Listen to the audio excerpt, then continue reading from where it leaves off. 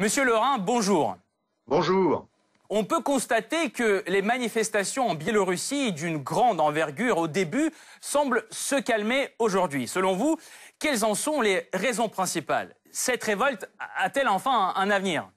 Alors les raisons principales, la première, c'est la lassitude. On ne peut pas maintenir une pression politique pendant des semaines et des semaines, d'autant plus que la répression est intense, qu'il y a beaucoup d'arrestations, c'est-à-dire des interpellations. Les gens sont relâchés pour la plupart très vite, mais cela crée tout de même des difficultés pour ceux qui manifestent. C'est pourquoi l'opposition a mis au point une autre stratégie qui est d'éviter les grands rassemblements pour privilégier des petits rassemblements locaux dans certains quartiers, etc., ce qui rend beaucoup plus difficile à la police d'intervenir rapidement, et donc il est permis pour eux de penser qu'il y aura une continuité dans les manifestations. Sans compter bien entendu que l'hiver est là et que c'est beaucoup plus difficile pour les gens de sortir manifester quand il fait très mauvais.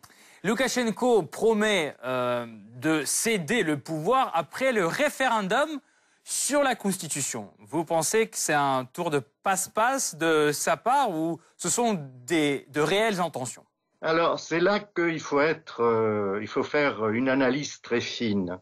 Ce qu'a dit Loukachenko, c'est que avec la constitution actuelle et des pouvoirs très forts pour le président, il n'était pas raisonnable de laisser n'importe qui, n'importe quel politicien parvenir au pouvoir. Donc la constitution va être changée et vraisemblablement les pouvoirs du président vont être réduits. Donc devenir un président, ou du moins rester un président avec des pouvoirs réduits, ce n'est pas forcément dans les intentions de M. Loukachenko. Donc, je pense qu'il dit vrai quand il dit qu'il se retirera de la présidence. Maintenant, ce qui est important de savoir, c'est où va aller le véritable pouvoir.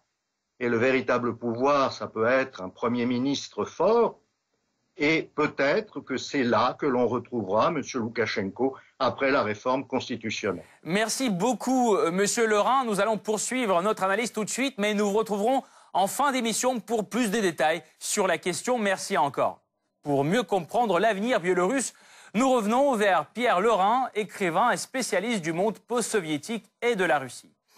Monsieur Lerin, parlons maintenant de l'aspect géopolitique de la question biélorusse. Pensez-vous que les visions complètement différentes sur ce problème vont encore aggraver les tensions entre l'Union européenne et la Russie? Il est très difficile d'aggraver quelque chose qui est à ce point. La dégradation est telle qu'on voit mal, à part une guerre nucléaire, ce qui pourrait ternir encore les relations.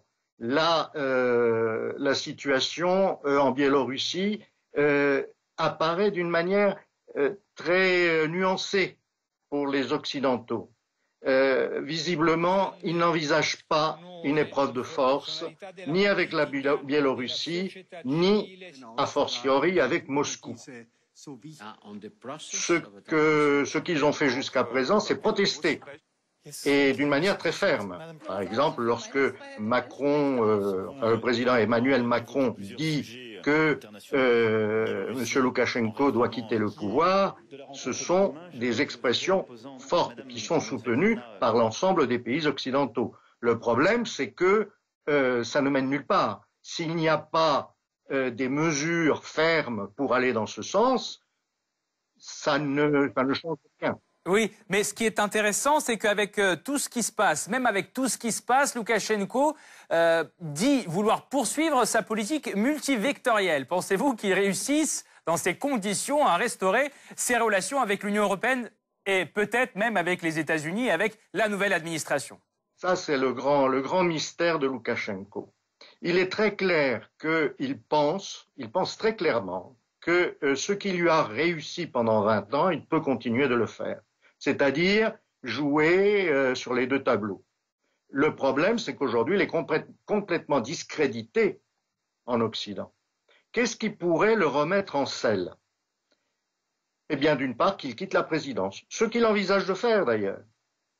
qu'il partage le pouvoir avec une partie de l'opposition, ou du moins qu'il fasse semblant de le partager pendant quelque temps avant que des réformes plus poussées soient avancées d'ici quelques années. Mais en tout cas, faire participer l'opposition au jeu du pouvoir, vraisemblablement par l'intermédiaire d'élections législatives où l'opposition aurait une large part et où elle pourrait contribuer au jeu du pouvoir. Mais ça, pour les Occidentaux, c'est parfait. Ils ne demandent que cela.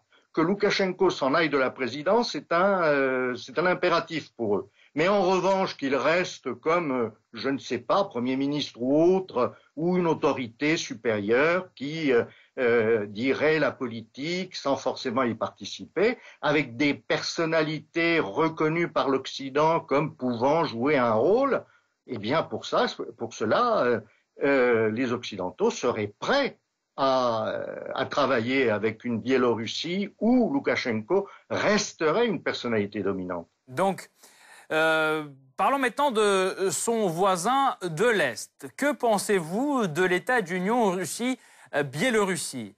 Est-ce une utopie ou verra-t-on un progrès sur ce terrain-là? Ah, ça c'est très compliqué parce que depuis 23 ans que l'accord d'union a été conclu, il n'y a pas eu réellement d'avancée du point de vue politique. En revanche, il y a des avancées sérieuses du point de vue économique, en particulier dans le dialogue entre les régions russes et les régions biélorusses. Il y a beaucoup d'accords qui sont signés. Il y a une volonté progressive d'intégration économique entre les deux pays. Et cela fonctionne, lentement, mais cela fonctionne. En revanche, du point de vue politique, il est absolument impossible de créer une union Russie-Biélorussie digne de ce nom. Tout simplement parce que cela apparaîtrait aux yeux de la planète entière et des Biélorusses eux-mêmes comme un rattachement de la Biélorussie à la Russie. Le seul moyen éventuel de faire admettre une union politique, si l'on met de côté bien entendu la partie économique qui rend la chose assez improbable, ce serait que le président de la future Union, mais avec un pouvoir réel, ce soit un Biélorusse. Et ça, je ne pense pas que la Russie soit capable de l'accepter aujourd'hui. Merci beaucoup Pierre Lerin. Je rappelle, Pierre Lerin, écrivain et spécialiste du monde post-soviétique, était là aujourd'hui avec nous. Merci encore pour votre analyse.